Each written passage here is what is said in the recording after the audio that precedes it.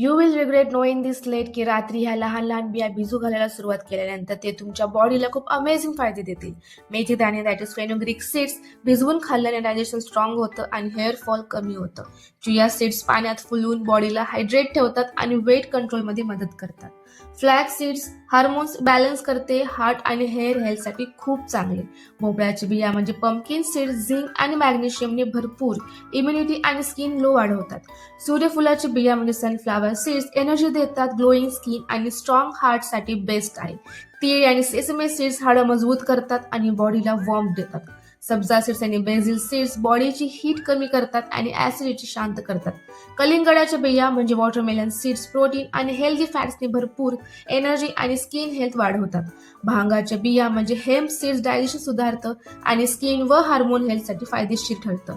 या लहान लहान बियांचे फायदे खूप लोकांना माहितीच नाही.